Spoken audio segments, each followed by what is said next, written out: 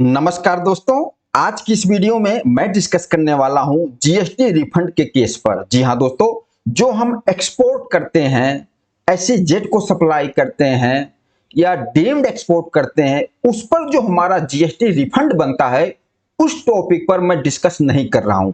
मैं किस टॉपिक पर डिस्कस कर रहा हूं? हम इंडिया में ही सप्लाई कर रहे हैं, हमारे पास अनयूटिलाइज आईटीसी हमारे इलेक्ट्रॉनिक क्रेडिट लेजर में बहुत सा है।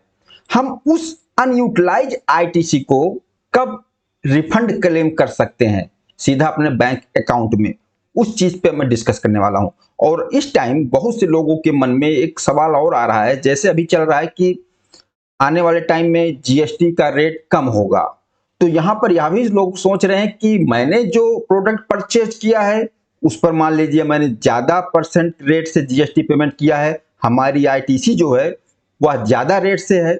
लेकिन मान लीजिए अगर उस प्रोडक्ट का रेट जीएसटी रेट कम हो जाता है, अब उसको हम जब सेल करेंगे तो हमारी आउटपुट कम होगा। इससे भी हमारे इलेक्ट्रॉनिक क्रेडिट लेजर में अनयूटिलाइज आईटीसी बहुत सा इकट्ठा हो जाएगा। क्या हम उसको भी रिफंड क्लेम कर पाएंगे? दोस्तों, उस पर भी हम डिस्कस करेंगे उस केस में क्या होगा। लेकिन जो मैं यहां डिस्कस करने जा रहा हूं, अनयूटिलाइज आईटीसी का आप रिफंड क्लेम करते हो किस केस में? Inverted tax structure. दोस्तों, यह इन्वर्टेड टैक्स स्ट्रक्चर क्या होता है? कौन सी ट्रांजैक्शन इन्वर्टेड टैक्स स्ट्रक्चर के अंदर आती है, सबसे पहले हम उसको समझ लेते हैं। मान लीजिए आपने कोई रॉ मटेरियल परचेज किया और उस पर आपने जीएसटी रेट ज्यादा से पेमेंट किया। अब आप उस रॉ मटेरियल से कोई फिनिश गुड्स तैयार करते हो और उस फिनिश गुड्स को जब आप सेल करते हो तो उस पर जीएसटी रेट कम होता है। अब जो आईटीसी आपके इलेक्ट्रॉनिक क्रेडिट लेजर में इकट्ठा हो रही है, उसका हम जीएसटी रिफंड क्लेम कर सकते हैं और इसको हम inverted tax structure refund claim कहते हैं। ओके, जैसे एक एग्जांपल से समझ लेते हैं। मान लीजिए मैंने यहां पर एक रॉ मटेरियल परचेज किया, प्रोडक्ट ए, और इसको परचेज पे इसकी टैक्सेबल वैल्यू 2 लाख थी, इस पर हमने 18% जीएसटी दिया 36,000। अब ये हमारी परचेज की जीएसटी है, तो ये 36,000 हमारी आईटीसी हो गई, इनपुट हो गई। अब इस प्रोडक्ट ए से मैन्युफैक्चरिंग करके हमने फिनिश्ड गुड तैयार किया, प्रोडक्ट बी। अब इस प्रोडक्ट बी का जो जीएसटी रेट है वह कम है। इस प्रोडक्ट का जीएसटी रेट 12% है।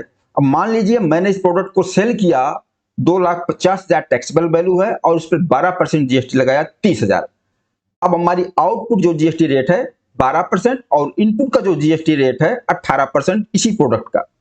अब यहां पर क्या होगा? अब मैं टैक्स पेमेंट करूंगा तो 36,000 तो हमारी आईटीसी है और हमें पेमेंट करना है आउटपुट लायबिलिटी कितना? 30,000। तो 36,000 आईटीसी में से 30,000 इनपुट को एडजस्ट कर देंगे, फिर भी हमारे इलेक्ट्रॉनिक क्रेडिट लेजर में 6,000 का बैलेंस बचता है।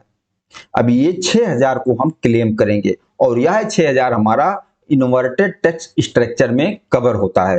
अब लेकिन इसको क्लेम कैसे करना है? ऐसे सीधा सीधा तो आप इस तरीके से सोचोगे कि हमारी आउटपुट लायबिलिटी 30,000 है और इसमें से हमने 36,000 आईटीसी थी, 36,000 में से 30,000 एडजस्ट करने के बाद 6,000 जो बैलेंस बचा इसको हम क्लेम कर लेंगे। ऐसा नहीं क्लेम करना है, सीधा इस तरीके से क्लेम नहीं होगा। इसके लिए रूल बनाया गया है, रूल 89 सब रूल 5 आप सीजीएसटी रूल, और उसके अंदर हमें फार्मूला बताया गया है, उस फार्मूले के हिसाब से ही हम क्लेम करेंगे। उस चीज को हम आगे डिस्कस करने वाले हैं। अब मान लीजिए जिस प्रोडक्ट को आपने परचेज किया, अब उस परचेज पर जीएसटी रेट ज्यादा था और उसी प्रोडक्ट को आप सेल कर रहे हो तो जीएसटी रेट कम हो गया है।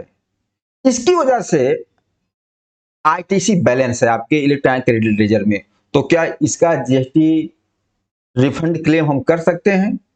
बिल्कुल नहीं कर सकते। यह आपका इन्वर्टेड टैक्स स्ट्रक्चर में नहीं कवर होगा। मतलब कि आप same product same item purchase करते हो और उसी आइटम को सेल करते हो, ट्रेडिंग कर रहे हो उसी आइटम का, तो इस केस में आप जीएसटी रिफंड क्लेम नहीं कर सकते। जो अभी करंट टाइम लोगों के दिमाग में है, अगर हमने ज्यादा रेट में परचेज किया है और सेल में हमारा जीएसटी रेट कम हो जाता है तो आप उसका आईटीसी क्लेम नहीं कर सकते।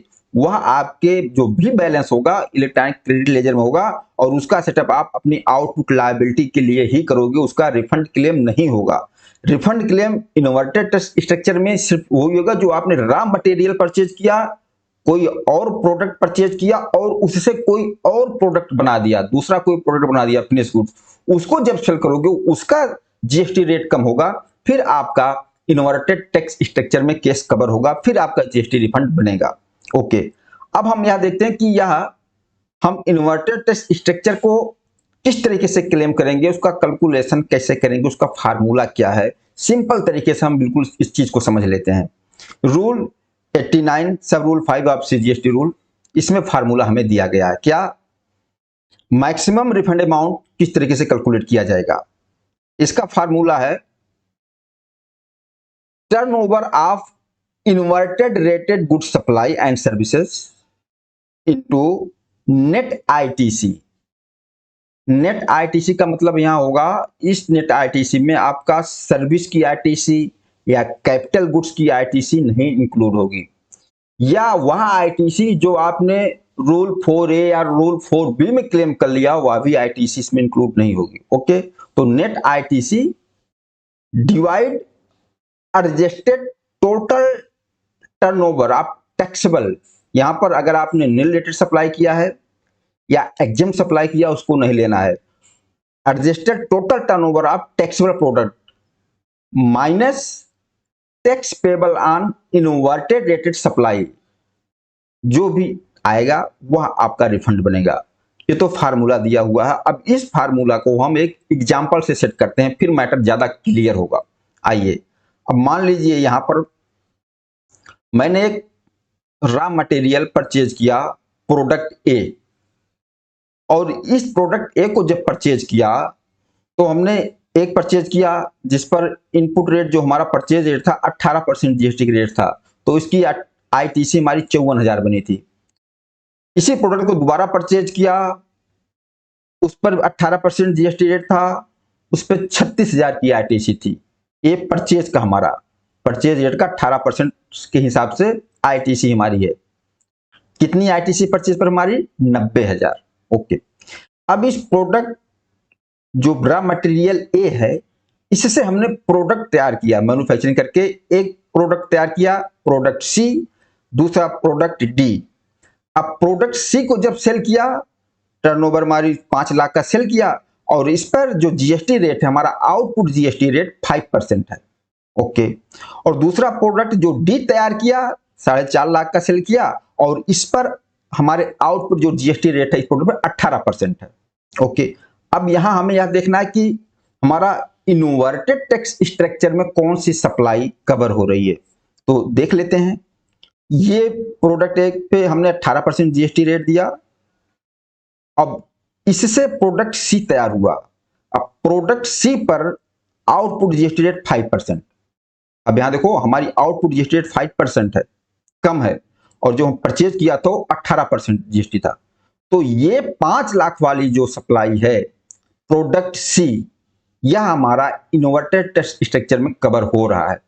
अब यहीं पर इसी आइटम से हमने प्रोडक्ट डी बनाया, और प्रोडक्ट डी पे जो आउटपुट जीएसटी का रेट है 18%, ये नहीं कवर होगा इन्वर्टेड टैक्स स्ट्रक्चर में।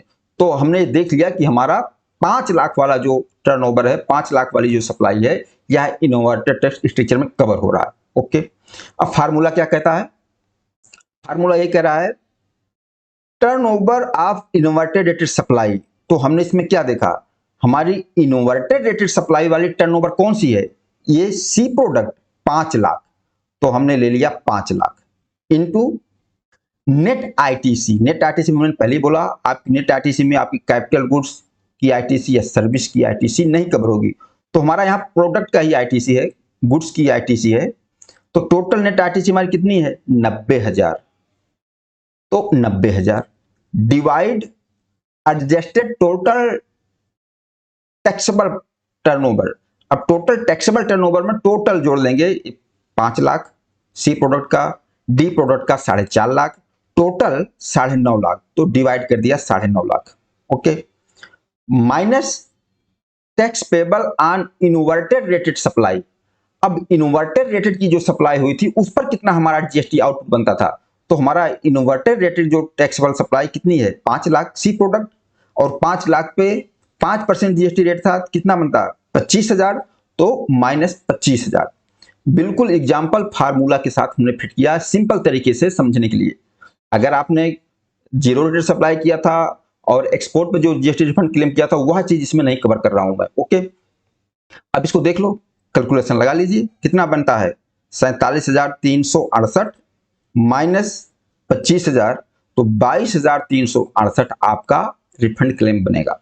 जब आप इस तरीके से रिफंड क्लेम जीएसटी पोर्टल पर ऑनलाइन अप्लाई करोगे तो जो फार्मूला दे रखा ना, इस फार्मूला के हिसाब से आपके पास जो फार्म आप फिलअप करोगे ये फार्मूला आपको जीएसटी पोर्टल पे ऑनलाइन शो होगा और इस तरीके से उसमें लिखा होगा, तो आपको उसके नीचे वो अमाउंट आपको इंटर करोगे और उसके बाद सिस्टम अपने आप कैलकुलेट करके आपकी कितना रिफंड आईटीसी आपका बनता है ये सब कैलकुलेशन सिस्टम अपने आप जीएसटी पोर्टल पे कर देगा। यहां पर हम बेसिक पॉइंट समझ रहे थे कि अगर इन्वर्टेड टैक्स रेटेड सप्लाई है तो उसका जीएसटी रिफंड हम किस तरीके से क्लेम करेंगे, उसका हमने बहुत ही सिंपल तरीके से फार्मूला समझ लिया। दोस्तों यह चीज बिल्कुल क्लियर हो गई होगी कि हमें किसका जीएसटी रिफंड क्लेम मिलेगा अगर हमारा अनयूटिलाइज आईटीसी है। ध्यान देना, इन्वर्टेड टैक्स स्ट्रक्चर में सिर्फ वही कवर होगा जो रॉ मटेरियल से आप दूसरा कोई फिनिश गुड्स तैयार करोगे जिसका जीएसटी रेट कम होगा। ऐसा नहीं कि आपने वही गुड्स परचेज किया और वही गुड्स सेल किया, भले ही आपने जब परचेज किया था जीएसटी रेट ज्यादा था, सेल करते समय उसी आइटम का जीएसटी रेट कम हो गया, इस केस में भी आपको जीएसटी रिफंड नहीं मिलेगा, जो कि करंट टाइम में लोगों के दिमाग में ये बात आ रही है जिसकी वजह से ये चर्चा हो रही है कि आगे जीएसटी रेट कम हो सकता है, तो उसमें कोई भी आपको जीएसटी रिफंड नहीं मिलेगा। दोस्तों मैंने कोशिश किया है इस टॉपिक को बहुत ही शॉर्टकट में और इजी तरीके से एक्सप्लेन करने का, और मुझे उम्मीद है कि यह पूरा चैप्टर समझ में आ गया होगा। बाकी आप लोग बताना यह वीडियो आप लोगों को कैसा लगा। नमस्कार, धन्यवाद।